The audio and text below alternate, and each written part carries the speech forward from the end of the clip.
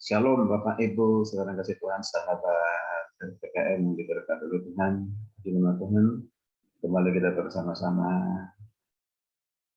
menikmati renungan dan pengajaran dari RPKM Renungan Kata Ros Misteri.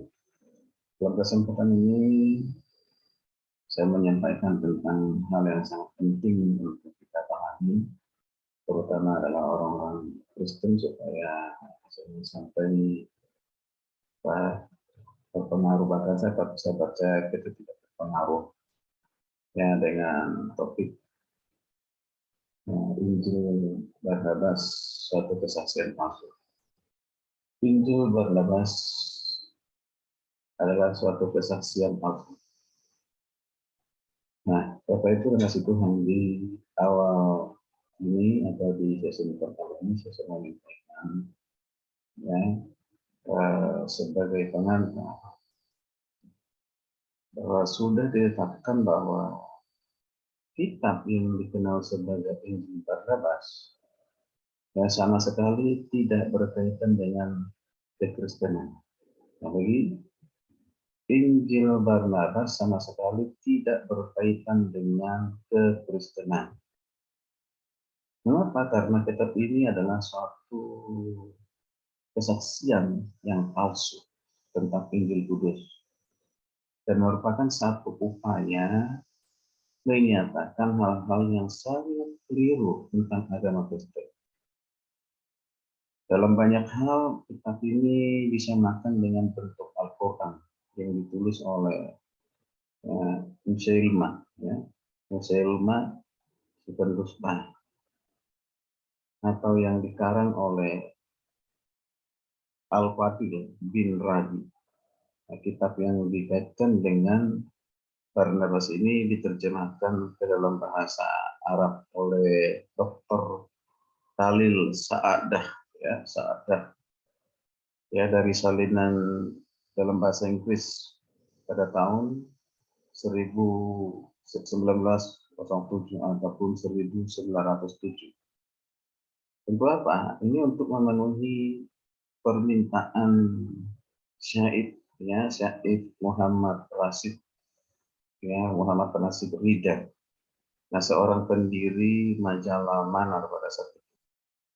Hal mana ditolak sepenuhnya oleh orang-orang Kristen. Mengapa? Karena diterjemahkan itu merupakan suatu pemalsuan naskah asli, ya, pemalsuan naskah. Dan mereka yang menerimanya adalah suatu sekte Muslim. Yang mereka berbuat demikian dengan alasan yang sangat sederhana. Karena bagian-bagian kitab itu menyokong pernyataan, ya, pernyataan bahwa Yesus Kristus tidak disalibkan. Tetapi kemiripannya, katakan yang disalibkan itu adalah orang yang mirip dengan Yesus. Jatuh kepada siapa? Pada tangan Yudas yang disalibkan menggantikan Yesus. Nah, ini tentu ini satu kekeliruan, penyesatan yang tidak sesuai dengan fakta Alkitab. Jadi bukan yang disalibkan itu bukan yang mirip Yesus yang dengan Yudas, tidak. Ya, yang disalibkan itu adalah benar-benar Yesus Kristus, dan fakta Alkitab sudah mengatakan demikian. Tapi Injil Barnabas katakan bahwa yang disalibkan itu murid Yudas. Ini salah satu kepalsuan. Ya, oke. Baik, kita akan perhatikan bersama-sama yang fakta sejarah yang mengatakan bahwa Injil Barnabas itu adalah suatu kepalsuan. Kenapa? Yang pertama kita harus paham siapa penulisnya. Siapa penulis Injil Barnabas yang palsu ini? Pengarangnya itu tadi seorang Kristen, ya, yang beralih memeluk agama Islam. Ya, jadi mualaf lah, gitu ya. Nah, oke. Jadi kita perhatikan bahwa Injil Barnabas itu sudah pasti adalah kesaksian yang palsu. Buku ini mengaitkan secara Yesus Kristus dalam suatu bentuk yang selaras dengan isi Al-Quran, tetapi bertentangan dengan isi Injil yang benar. Hal ini menuntun kita untuk meyakini bahwa penulisnya adalah seorang Kristen yang kemudian memeluk agama Islam. Seperti yang kita lihat di dalam beberapa contoh yang akan disampaikan, ya. Ada beberapa contoh, ya, itu terdapat suatu petunjuk yang melebih-lebihkan, ya, melebih-lebihkan Muhammad di atas Yesus.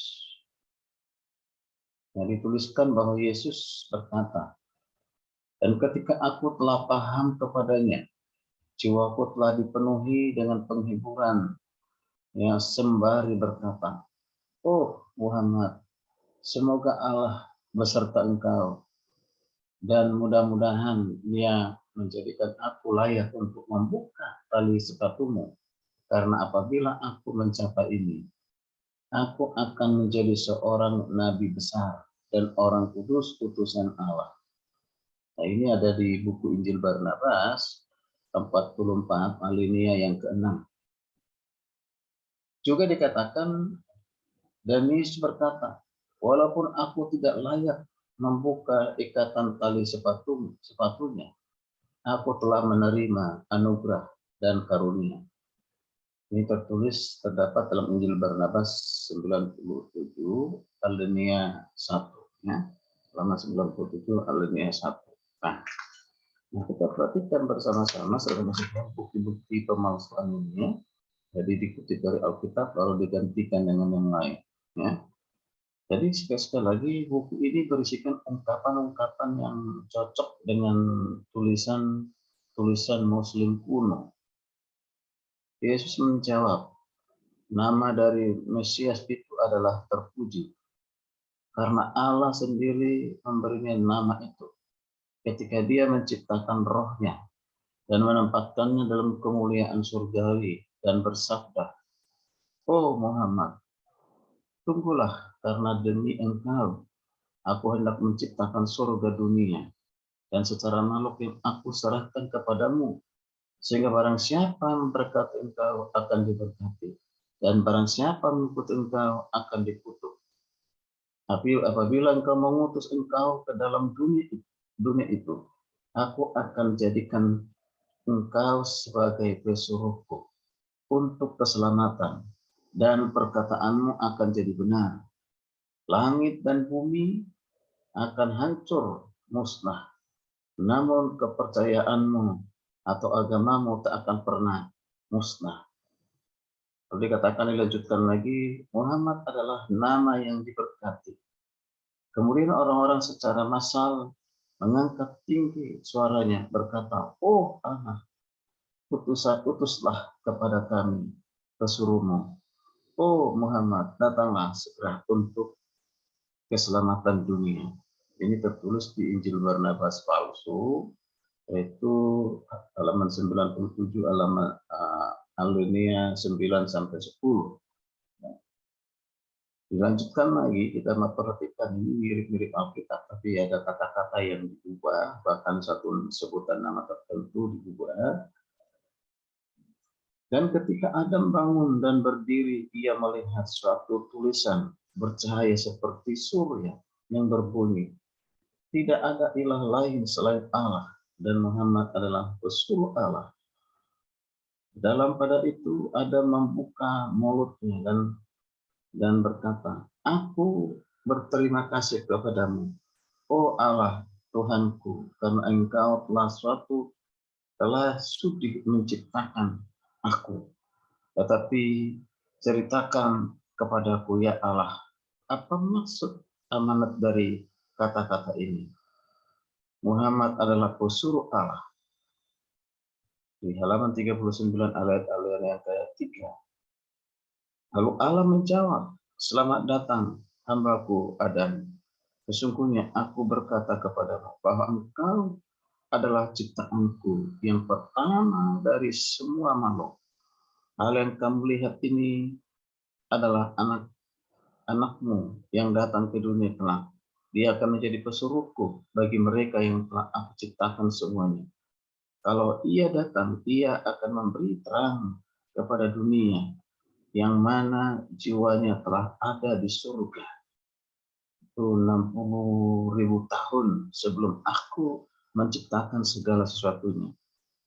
Adam menjawab, "Oh Tuhan, berikanlah tulisan ini pada kuku jariku." Dan Allah menuliskan tulisan pada jempol kanan Adam. Lalu dikatakan tiada ilah lain kecuali Allah. Dan pada jempol kiri Muhammad adalah pesuruh Allah. Ini ada tertulis di Injil Barnabas pasal halaman 39 alinea 14-26. Lalu kita perhatikan lagi, ada lagi yang lain. Allah mengundurkan diri dan malaikat Mikael mengusir mereka. Adam dan Hawa keluar dari Taman Firdaus. Ketika Adam menoleh ke belakang, ia melihat tulisan di lantai. Tiada ilah lain selain Allah dan Muhammad adalah pesuruh Allah. Oleh sebab itu, ia menangis dan berkata, semoga hal ini menjadi keridan Allah, keriduan Allah. Oh Muhammad, datanglah segera dan selamatkanlah kami dari kesengsaraan. Ini tertulis di Injil Barnabas 41 alinea 14. Tadi Bapak Ibu saudara kasih Tuhan, dari beberapa contoh isi dari kitab Injil Barnabas, ini kita perhatikan pernyataan-pernyataan ini ya lebih sejalan, ya pernyataan-pernyataan yang tadi itu lebih sejalan baik dalam kata-kata maupun rohnya dengan tulisan-tulisan Muslim kuno, seperti ya tulisan ya Al-Ifat ya, Al-Hifat ya. Dan juga ada tulisan selain tulisan Al-Hafat, maksudnya ya Al-Hafat ya, Al-Hafat juga Al-Saniyah bil Ahadith ya, Ahadith. Jadi kalau salah-salah menyebut nama karena memang agak susah ya. Ya, kemudian ada juga tulisan sama dengan Al-Anwar Al-Muhammadiyah Minal Mawahib. Kemudian ada Al-Isra Mujizat Kubra dan lain-lainnya. Nah, ini sesuai dengan pernyataan-pernyataan yang mereka tulisnya. Oke, baik. Inilah kutipan-kutipan yang ada di Injil Barnabas yang dikutip dari Alkitab, lalu disesuaikan dengan Al-Quran untuk mendukung apa? Mendukung bahwa Yesus itu tidak disalib. Tidak disalib, tetapi yang disalib itu adalah yang mirip dengan Yesus, yaitu Yudas. Sehingga banyak sekali ayat-ayatnya Alkitab dimaksudkan disesuaikan sesuai dengan permintaan. Ya, permintaan katakan tadi itu permintaan dari orang tertentu. Ya, itu. Oke, baik. Kita akan melanjutkan ya bahwa isi dari Injil Barnabas itu sangat bertentangan dengan Injil Kristus atau Injil Kudus yang diyakini oleh umat Kristen, dan sebagai umat Kristen itu Injil Kristus itu sangat bertentangan. Ya, oke, saya akan jelaskan nanti bahwa Injil Barnabas itu sangat bertentangan dengan Alkitab. Maka saya mengatakan bahwa Injil Barnabas itu adalah suatu kesaksian palsu. Ya, baik. Silakan menunggu di sesi yang kedua. Saya akan menjelaskan bukti-bukti kepalsuan dari Injil Barnabas itu. Puji nama Tuhan. Shalom. Tuhan Yesus memberkati.